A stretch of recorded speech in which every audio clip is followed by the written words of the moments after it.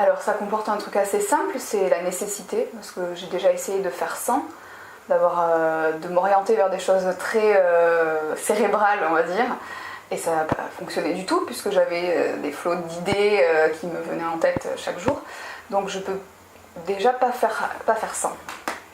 J'ai l'impression que ça m'apporte beaucoup de liberté, parce que je peux en faire ce que je veux de ma créativité. Il n'y a personne qui va me dire écoute, j'attendais pas ça de toi, je voyais pas ça comme ça, puisque c'est moi qui crée absolument tout, du début à la fin, du costume au décor, en passant par le choix de la personne que je vais photographier.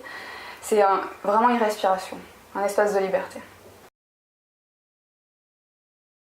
Alors moi d'habitude je photographie des gens, donc ça c'était déjà un grand changement de photographier des végétaux.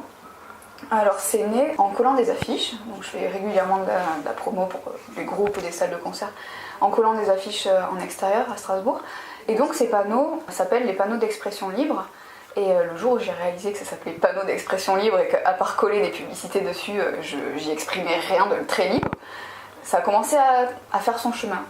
Donc je me suis dit qu'est-ce que je pourrais bien mettre, faire des dessins, coller des portraits.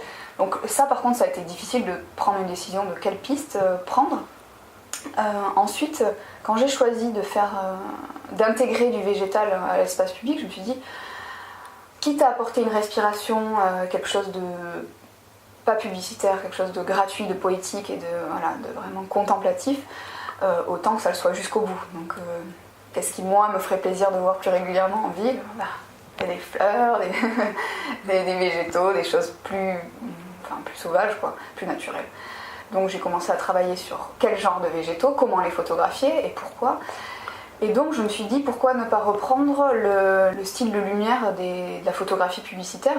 Donc c'est du fond blanc, plein de lumière partout, pas d'ombre, quelque chose.